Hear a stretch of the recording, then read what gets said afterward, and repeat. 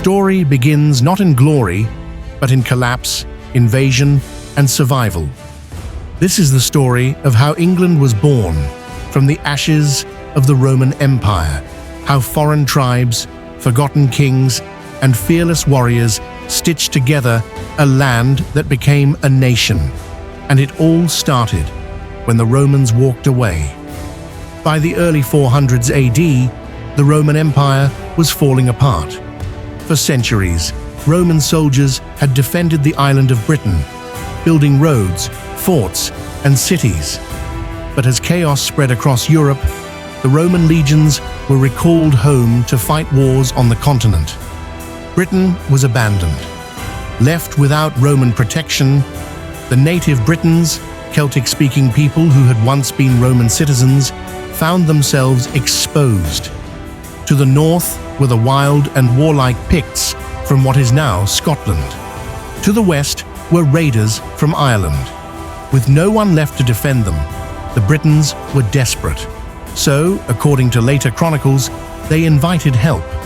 They called in warriors from across the sea, Germanic tribes known as the Angles, the Saxons, and the Jutes. These newcomers were fierce fighters, and at first, they did exactly what was asked. They fought off the invaders. But soon, they realized something else. The land was rich, the locals were weak, and the Romans weren't coming back. Why protect a land when you can take it? From roughly the mid-400s, waves of Anglo Saxon settlers began arriving. They didn't just fight, they stayed. They built homes, farms, and villages. They brought their own language, their own gods, and their own way of life. The native Britons were pushed back into Wales, into Cornwall, and into legend. This is the age from which the stories of King Arthur may have come. A half-mythical leader fighting a doomed war against the Saxon tide. As the decades rolled on, the newcomers carved England into many small kingdoms. There were 7 main ones that history remembers best. Historians call this era the Heptarchy, the time of 7 kings. These Anglo-Saxon realms often fought with each other for land and power. There was no single England yet, just a patchwork of kingdoms, speaking a similar tongue, worshipping the same gods, and fighting for dominance. But unity would come, not through peace, but through fear. In 793 AD, something terrifying happened. A group of Norse raiders landed on the island of Lindisfarne, just off the northeastern coast. They looted the monastery there, killed the monks, and left behind a trail of blood and fire. The Vikings had arrived. At first, they came only to raid, but like the Anglo-Saxons before them, they soon realized the land was too good to leave behind. Larger armies came, not just to steal, but to settle. By the late 800s, the Vikings had conquered most of England. The kingdoms of East Anglia, Mercia, and Northumbria fell under their control. Only one major Anglo-Saxon kingdom still stood, Wessex in the south. Its king was a man named Alfred. Alfred of Wessex, later known as Alfred the Great, was no ordinary king. At first, he tried to buy peace, paying off the Vikings to leave his kingdom alone. But eventually, he realized there could be no safety without strength. In 878, he led a bold and desperate counterattack against the Danes at the Battle of Edington. Against the odds, Alfred won. The Viking army was shattered. Their leader Guthrum was even baptized as a Christian and allowed to rule part of the land, an area that came to be known as the Danelaw. But Alfred didn't stop with victory. He rebuilt his kingdom, strengthened its defenses, and reformed its laws. He established a navy, built a network of fortified towns, and set up schools to promote learning. He became not just a warrior, but a visionary. And he had a dream, a united England, safe and strong, under one crown. When Alfred died in 899, his son Edward the Elder took the throne. Edward continued his father's work, fighting the Danes, expanding territory, and slowly bringing more of the English lands under West Saxon control. He wasn't alone. His sister, Ethelfled, the Lady of the Mercians, ruled the neighboring kingdom of Mercia. She was a fierce and capable leader, and together, the siblings worked to reclaim the heart of England. Ethelfled captured cities. Edward expanded south and east. In 918, shortly after Ethelfled's death, Edward took full control of Mercia. For the first time in centuries, a large part of England was under one ruler. But the job wasn't done. When Edward died in 924, his son Ethelstan took the throne. He was perhaps the most ambitious of them all. Through strategy and war, Ethelstan extended his control into the north. In 927, he conquered York, the last major Viking stronghold, and brought all of Anglo Saxon England under one crown. This is the moment that many historians mark as the true birth of England. Ethelstan styled himself King of the English, and his rule reached from the Channel in the south to the Firth of Forth in the north. But Ethelstan wasn't done. In 937, Ethelstan faced a massive alliance of enemies: the King of Alba, Scotland, the King of Strathclyde, and the King of Dublin, all united against him. Their armies clashed at the Battle of Brunanburh, a bloody and brutal fight whose exact location is still debated. The English won, but the cost was high. Thousands died. It was one of the most decisive battles in British history. The victory didn't lead to the conquest of Scotland or Strathclyde, but it did something just as important. It united the English. It gave them pride, identity, and the belief that they were one people, under one king. England was no longer a dream. It was real. Ethelstan died in 939. His successors had to hold on to what he had built, and that wasn't easy. The Vikings were still a threat. The Kingdom of York fell briefly back into Norse hands, but each time, the English struck back. King Edmund, Ethelstan's half-brother, retook lost land and fought off fresh Viking attempts. He even launched attacks into Strathclyde, extending England's influence further north. When he was assassinated in 946, his brother Edred took the throne, and under him, the last Viking king of York, Eric Bloodaxe, was killed. Northumbria was once again secured, and this time it stayed part of England for good. By the time King Edgar came to power in 959, England was no longer a land of chaos. It was a single, united kingdom.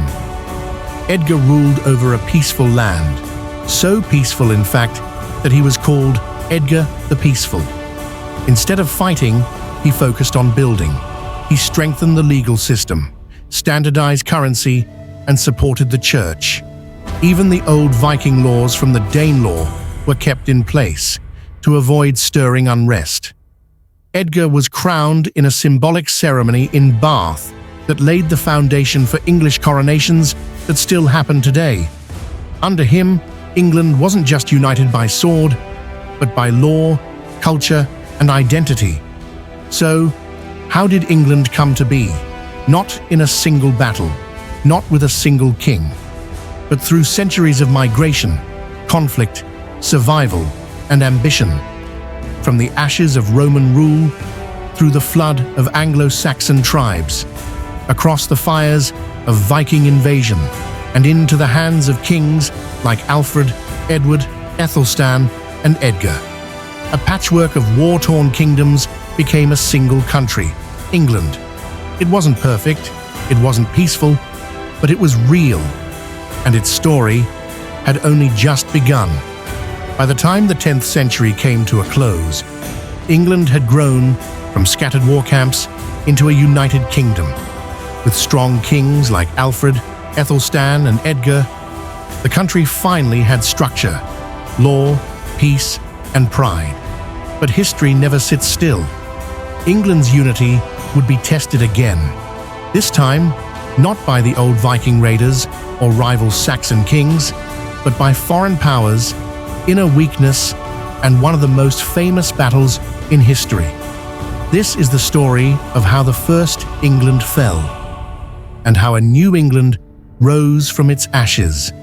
After Edgar the Peaceful died in 975, his teenage son, Edward the Martyr, became king. But his reign was short and troubled. Just 3 years later, he was murdered, possibly by supporters of his half-brother, Ethelred. Ethelred became king at just 12 years old.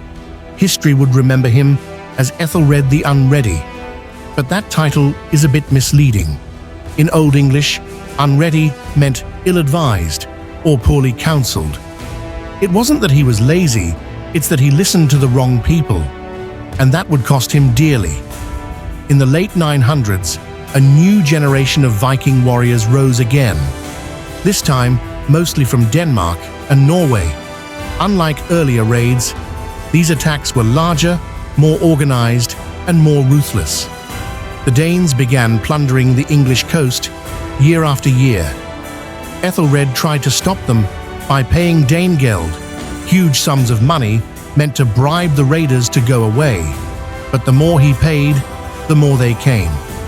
In 1002, Ethelred ordered a mass killing of Danish settlers in England, now known as the St. Brice's Day Massacre.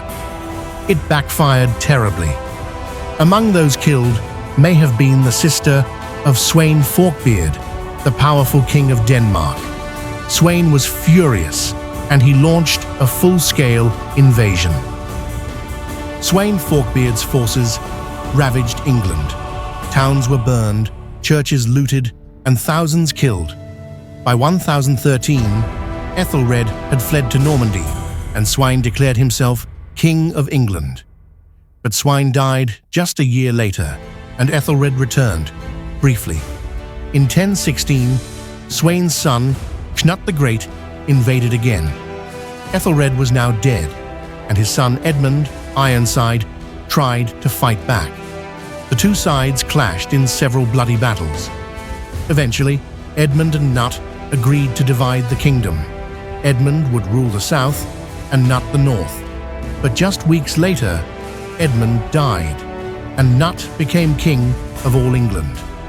Cnut ruled from 1016 to 1035. Though a foreign conqueror, he was a wise and powerful king. He ruled not just England, but also Denmark and Norway, creating what's sometimes called the North Sea Empire. Cnut brought stability. He respected English laws, married Ethelred's widow Emma of Normandy, and presented himself as a Christian ruler. Under his reign, England remained mostly peaceful and prosperous.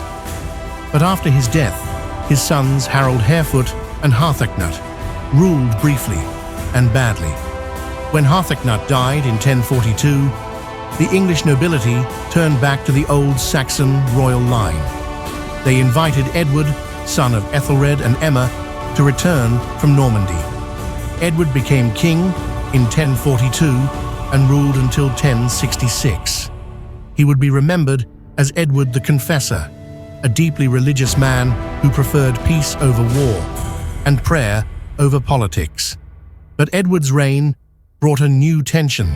He had grown up in Normandy, in northern France.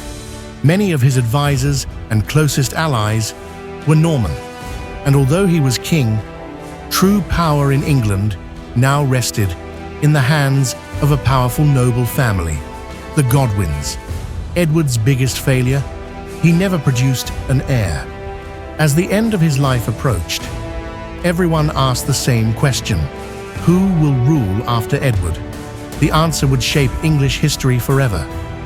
When Edward died on January 5, 1066, the English council chose a strong and popular noble as king, Harold Godwinson, the Earl of Wessex. But not everyone agreed. In Normandy, Duke William claimed that Edward had once promised him the throne. and that Harold had even sworn an oath to support his claim. And far to the north, another challenger appeared, Harald Hardrada, the mighty king of Norway. He believed he had a right to rule England through a treaty made decades earlier. 3 men, 1 throne, 1 storm coming. The year 1066 would become one of the most dramatic in English history. In September, Harald Hardrada invaded England from the north, landing with a huge Viking army. Harold Godwinson rushed north and crushed the invaders at the Battle of Stamford Bridge near York. Both Hardrada and Harold's own brother, Tostig, were killed, but there was no time to rest. Just 3 days later, William of Normandy landed on the southern coast. Harold had to march his exhausted army all the way back down to face a new threat. On October 14th, 1066, near the town of Hastings, the two sides met. The Norman conquest marked the end of the old Anglo Saxon England. The kings of Wessex were gone. The language began to change. The laws and customs were reshaped. But the idea of England lived on. Under Norman rule, the country remained united. Over time, Normans and Anglo-Saxons blended together. Out of this mixing came the English language, the English culture, and the English people we know today. The names changed, the castles grew, but the roots of England, planted by Alfred, Ethelstan, and those before, held strong. The nation had been conquered, but it had not been broken.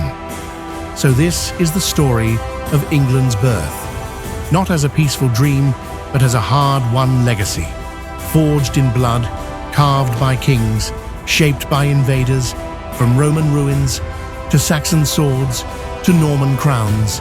England rose again and again, and it still stands.